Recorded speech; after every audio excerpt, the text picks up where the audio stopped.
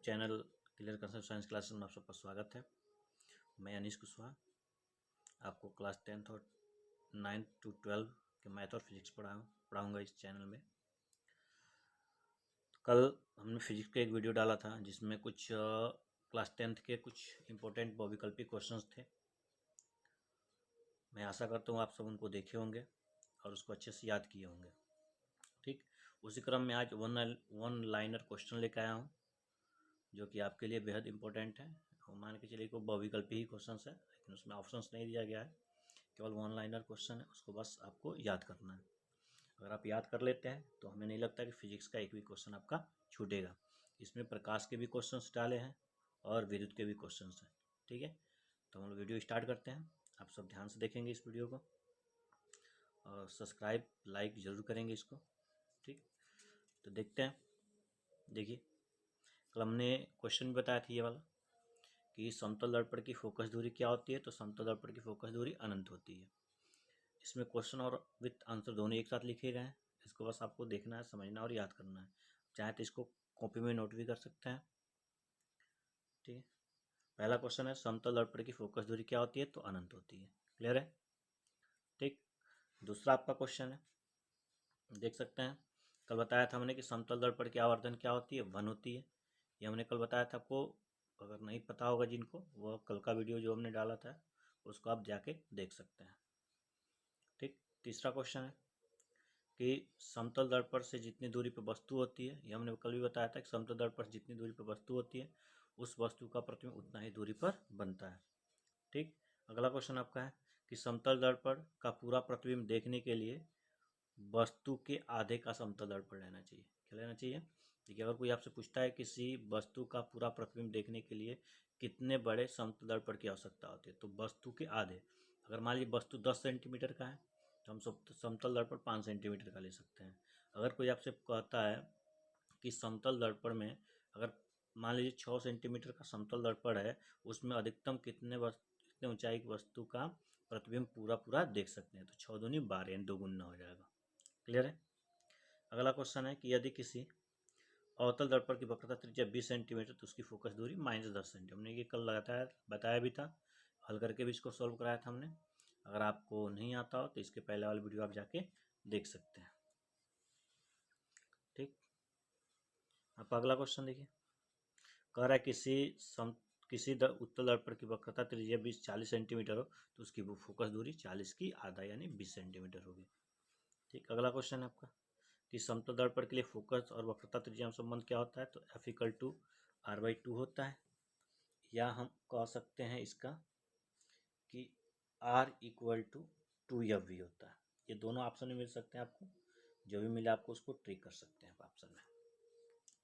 ठीक, अगला क्वेश्चन कि समतल दर्पण के लिए UVF में संबंध बताइए। तो समतल दर्पण के लिए UVF में संबंध होता है 1/F = 1/U + 1/V। अगर लेंस के लिए पूछेगा, ध्यान दीजिएगा, अगर आपका लेंस के लिए पूछता है तो लेंस के लिए हो जाता है 1/F 1/V - 1/U होता है, लेंस के लिए होता है। ये दर्पण के हमने लिखा है। ठीक है, अगले क्वेश्चन की ओर बढ़ते हैं। तो कह रहा है क्वेश्चन की निर्वात में प्रकाश की चाल कितनी होती है। निर्वात में प्रकाश की चाल 3 × 10⁸ मीटर प्रति सेकेंड होती है। हाँ, ये क्वेश्चन, ये हमने कल क्वेश्चन आपको दिया भी था कि कमेंट में इसका आंसर हमने पूछा भी था, लेकिन अब तक कोई बताया नहीं है। कोई बात नहीं, हम फिर बता देते हैं। कह रहे कि यदि जल का अपवर्तनांक 1.33 हो तो जल में प्रकाश की चाल कितनी होगी। ठीक, तो आप देख सकते हैं, हमने कल सूत्र बताया था कि V = C/N होता है। C की जगह पर हमने प्रकाश की चाल रख दिया क्योंकि जल का अपवर्तनांक 1.33 होता है। ठीक, हम इसको जब सॉल्व करेंगे हमारा 2.25 × 10⁸ मीटर प्रति सेकेंड आएगा। ठीक, अगला क्वेश्चन, ये हमने कल कराया भी था, बहुविकल्पी में था। तो यदि कांच का अपवर्तनांक 1.5 हो तो कांच में प्रकाश की चाल कितनी होगी। तो वही होगा V = C/N। N का मतलब 1.5, कांच का अपवर्तनांक 1.5 होता है और जल का अपवर्तनांक 1.33 होता है। तो जल में प्रकाश की चाल 2.25 × 10⁸ मीटर प्रति सेकेंड होता है और कांच में जो प्रकाश की चाल होती है 2.0 × 10⁸ मीटर प्रति सेकेंड होता है। स्नेल का सूत्र होता है N = sin A/sin R। ये अपवर्तन में आपने पढ़ा हुआ स्नेल का नियम। ठीक, तो वो सूत्र हो गया हमारा। प्रकाश के तरंग दैर्ध्य का प्रास होता है, यानी प्रकाश का तरंग दैर्ध्य का मतलब होता है कि जो भी हमारा प्रकाश होता है उनका जो तरंग दैर्ध्य होता है उसका प्रास का मतलब होता है रेंज, सीमा, यानी कहाँ से कहाँ तक होता है। तो 4000 एंगस्ट्रॉम से लेकर के 8000 एंगस्ट्रॉम के बीच होता है। क्लियर है? ठीक। अगला क्वेश्चन है परावर्तन का द्वितीय नियम है। द्वितीय नियम होता है आपतन कोण और परावर्तन कोण दोनों एक दूसरे के क्या होते हैं, बराबर होते हैं, यानी साइन यानी कोण I इक्वल टू कोण R। ठीक। कह रहा है कांच का अपवर्तनांक अधिकतम किस में होता है, तो बैगनी में होता है। अगर क्वेश्चन पूछा जाए कि कांच का अपवर्तनांक अधिकतम किस में होता है, तो बैगनी में होता है। ठीक, समझ में आ रहा है? अगर पूछ दिया जाए कांच का अपवर्तनांक न्यूनतम किस में होता है, तो लाल रंग में होता है। ठीक, न्यूनतम पूछेगा तो लाल पर टिक लगाएंगे और अधिकतम पूछेगा तो बैगनी पर टिक लगाएंगे। अगला क्वेश्चन क्या है आपका, वायु के सापेक्ष, अगला क्वेश्चन, वायु के सापेक्ष जल तथा कांच का अपवर्तनांक क्रमशः 4/3 तथा 3/2 है, तो जल के सापेक्ष कांच का अपवर्तनांक होगा। ठीक है, ये क्वेश्चन सॉल्व करने वाला है। देखिए यहाँ पे कह रहा है कि वायु के सापेक्ष जल का अपवर्तनांक यानी AN/W दिया है 4/3, और कह रहा है कि यानी वायु के सापेक्ष कांच का अपवर्तनांक यानी AN/G दिया हुआ है 3/2। तो कह रहा है कि जल के सापेक्ष कांच का अपवर्तनांक, तो जल के सापेक्ष कांच का अपवर्तनांक होता है WNG। WNG का तो G लास्ट में है, तो G ऊपर हो जाएगा और W नीचे हो जाएगा, NG/NW। NG का मान 3/2 है और NW का मान 4/3 है। दोनों को डिवाइड करेंगे तो 9/8 आएगा। ये हमारा आंसर हो जाएगा। क्लियर है? फिर हम लोग इसके अगले क्रम में बढ़ते हैं, अगले क्वेश्चन पे। ठीक, अगला क्वेश्चन आपका है,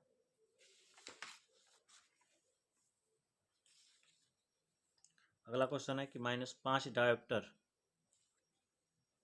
दिख रहा है आप सबको। अगला क्वेश्चन है कि -5 डायोप्टर क्षमता के लेंस की फोकस दूरी कितनी होती है। तो डायोप्टर है, डायोप्टर लेंस की फोकस दूरी पूछ रहा है ना, तो फोकस दूरी F बराबर होता है 1/P।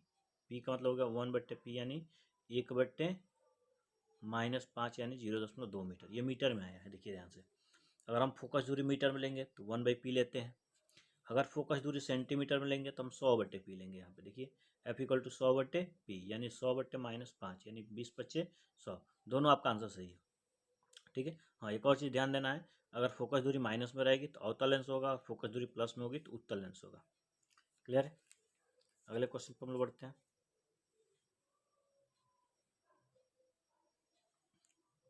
क्वेश्चन कर एक उत्तल लेंस की फोकस दूरी 25 सेंटीमीटर है, तो उसकी क्षमता होगी। देखिए क्षमता की फिर बात किया तो P इक्वल टू क्या होगा, सेंटीमीटर में है ना, तो 100/F होगा आपका। तो 100/F हो गया, यानी 100 में 25 से F का मान 25 से 25 से भाग देंगे यानी 4 डायोप्टर आएगा। अगला क्वेश्चन आपका कर, देखिए ये क्वेश्चन है कि कभी कभी पूछ देता है कि अवतल लेंस को कौन सा लेंस कहते हैं, तो अपसारी कहते हैं, उत्तल लेंस को अभिसारी लेंस कहते हैं। ये क्वेश्चन बहुत ज़्यादा पूछा जाता है, अगर पूछे या ना पूछे उससे कोई दिक्कत नहीं है, लेकिन ये न्यूमेरिकल में जरूर पूछा जाता है। क्वेश्चन में कह देता है कि एक अपसारी लेंस है या अपसारी लेंस है, वहाँ पर उत्तल और अवतल की बात नहीं करता है, तो लड़के कन्फ्यूज हो जाते हैं, या आप सब कन्फ्यूज हो जाते हैं कि कौन सा लेंस है। तो याद रखिएगा अपसारी, अपसारी का मतलब होता है फैलना, अभिसारी का मतलब होता है इकट्ठा होना। तो अवतल लेंस क्या करता है, प्रकाश किरणों को फैला देता है, उत्तल लेंस क्या करता है, इकट्ठा कर देता है, इकट्ठा करने के बाद होता है अभिसारी। ठीक, अगला कह रहा है कि स्पष्ट स्पष्ट दृष्टि की न्यूनतम दूरी 25 सेंटीमीटर, सबको पता होगा। एक यहाँ पे चीज सोचने वाली है, कह रहा है स्पष्ट दृष्टि की न्यूनतम दूरी 25 सेंटीमीटर होती है, लेकिन अगर कह दिया जाए कि हमारे नेत्र लोलक का व्यास कितना होता है, तो 25 mm होता है। यहाँ पे सेंटीमीटर नहीं, 25 mm हो जाएगा। क्लियर? बहुविकल्पी में सबसे ज़्यादा गलती यही क्वेश्चन होता है, कह देता है कि नेत्र लोलक का व्यास कितना होता है, तो सब लोग 25 सेंटीमीटर पर मार के आते हैं, वो 25 mm होता है, या 2.5 सेंटीमीटर होता है। क्लियर? मानव नेत्र द्वारा किसी वस्तु का प्रतिबिंब कहाँ बनता है, तो रेटिना पर बनता है।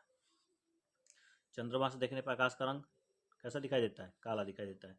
ये सबसे ज़्यादा बहुविकल्प में पूछे जाने वाला क्वेश्चन है कि चंद्रमा से देखने पर आकाश का रंग कैसा दिखाई देता है, तो काला दिखाई देता है।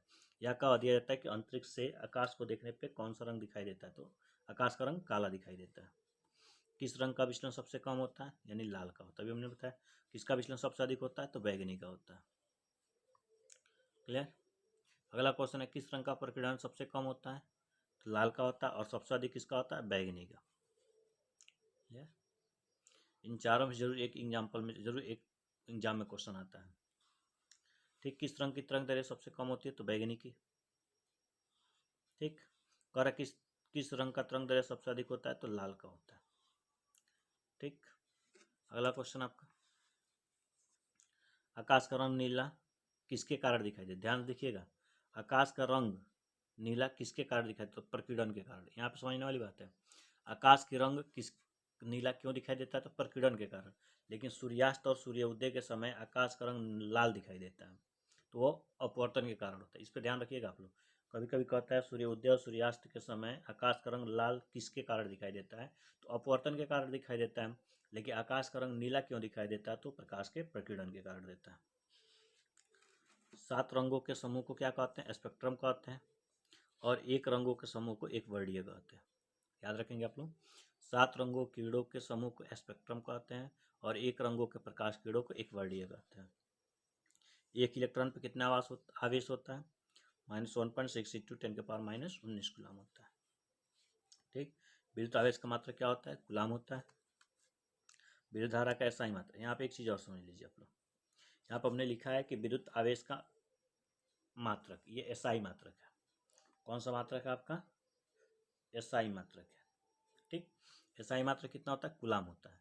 लेकिन अगर सीजीएस मात्रक पूछ दे तो इसका सीजीएस मात्रक होता है स्टेट कूलम। क्या होता है इसका? यानी विद्युत आवेश का सीजीएस मात्रक जो होता है स्टेट कूलम होता है। क्लियर है? और स्टेट कूलम को हम फ्रैंकलिन भी कहते हैं। क्लियर? यानी ये भी हम बोल सकते हैं कि आवेश का एसआई सीजीएस मात्रक फ्रैंकलिन होता है या स्टेट कूलम होता है। क्लियर है? ठीक, यहाँ से हम देखते हैं विद्युत धारा का एसआई मात्रक एम्पियर होता है। ठीक, अगला कार्य वैद्युत धारा का मापन किया जाता है अमीटर से किया जाता है। विद्युत धारा का मापन अमीटर से किया जाता है।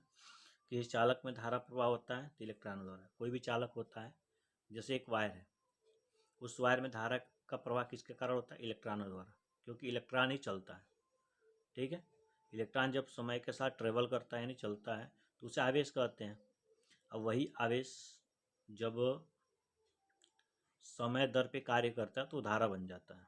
क्लियर है? फिर अब इसके बाद 36 हो गए क्वेश्चन। अगले क्वेश्चन में बढ़ते हैं 37 नंबर पे। ठीक, देखिए 37 नंबर क्वेश्चन आपका,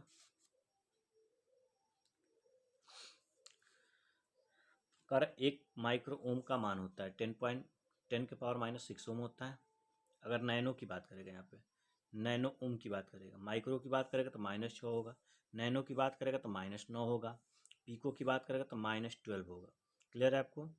ठीक, अगर एमएम का बात करेगा तो -3 होगा। ध्यान से रखिएगा, एमएम का आएगा तो -3, माइक्रो का आएगा तो -6, नैनो का आएगा तो -9, पीको का आएगा तो -12, फर्मी का आएगा तो -15।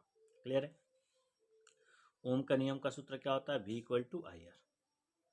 ठीक, किसी तार की लंबाई उसके प्रारंभिक लंबाई के 3 गुना कर दिया जाता है तो उसका प्रतिरोध 3 गुना हो जाता है। ठीक, जितना लंबाई बढ़ाएंगे उतना उसका प्रतिरोध भी बढ़ेगा, जितना गुना लंबाई घटाएंगे उतना ही गुना उसका प्रतिरोध भी घटेगा। ठीक, कर 1 किलोवाट घंटा में जूलों की संख्या कितनी होती है? यानी ये भी कह सकते 1 किलोवाट में कितने जूल होते हैं? 3 × 10 के बाद घात 6 जूल होता है। ठीक, अगला क्वेश्चन कह रहा है किसी विद्युत बल्ब का अनुतांक 220 वोल्ट 100 वाट है। जब इसे 110 वोल्ट पर प्रचलित करते हैं तब इसके द्वारा उपयुक्त शक्ति कितनी होगी? तो शक्ति, यहाँ पे शक्ति की बात किया है। ठीक, तो शक्ति हमारा क्या होता है? पी की बात किया है। ठीक, तो पी हमारा कितने का हो जाएगा? 50 वाट का हो जाएगा। क्लियर है आपको? ठीक है, अगला क्वेश्चन कर एक गतिमान आवेशित कण उत्पन्न होती है। एक गतिमान आवेशित कण उत्पन्न होती है तो चुंबकीय और विद्युत क्षेत्र दोनों में उत्पन्न होता है। जो गतिमान आवेशित कण होते हैं वो दोनों में, चुंबकीय में भी उत्पन्न होता है और विद्युत क्षेत्र में भी उत्पन्न। विभव या विभवांतर का मात्रक क्या होता है? वोल्ट होता है। कार्य या ऊर्जा का मात्रक जूल होता है। शक्ति का मात्रक वाट होता है। ठीक, ये हमारे आज के क्वेश्चन है। ठीक, ये जितने भी क्वेश्चन हैं आप इसको अगर अच्छे से तैयार कर लेते हैं तो मैं आशा करता हूँ कि 7 नंबर के जो वैकल्पिक क्वेश्चन पूछे जाते हैं वो सारे के सारे क्वेश्चन आपके इसी में से कंप्लीट हो जाएंगे। क्लियर है? तो आई होप यानी मैं आशा करता हूँ कि आप सबको समझ में आया होगा। तो आज के लिए इतना ही। Thank you.